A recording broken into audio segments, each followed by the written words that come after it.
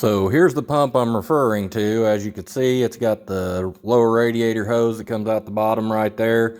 Then you got your coolant tube in there. And the bolts that we're discussing are the ones that go back here. And they're actually studs that go into the water pump. So when you get your new water pump, odds are you're going to have to swap the studs out of your old one.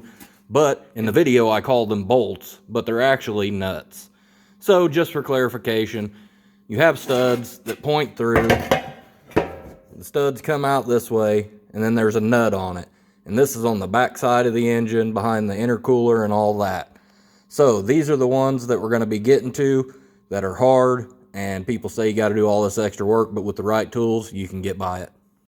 Also, on a side note, if you're a mechanic and you can do stuff like this, you're going to get a lot further in life.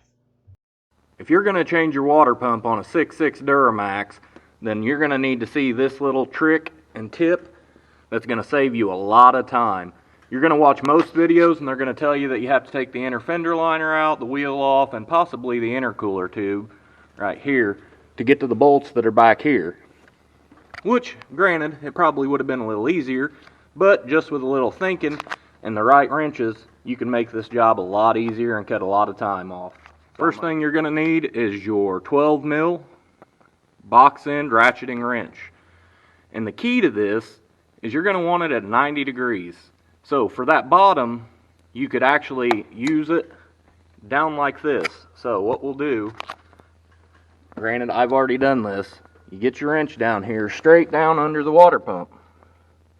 And then you feel up and you find your bolt, and you've got enough room to wrench in here. Alright?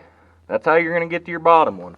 The top one is a little bit more difficult, but to get it started, that's when you want to use it at the 90 degree. You get your bolt started and you go in right like this, and you can feel it back here right behind the power steering pump.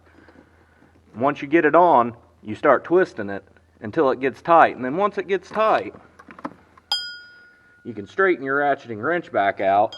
You can move around some of these wires in here, and you can actually get down in here on the bolt in between the intercooler pipe and all these wires, and you got about 3 inches. It's not a lot, but for a mechanic, as you guys know, 3 inches sometimes is all we got to work with.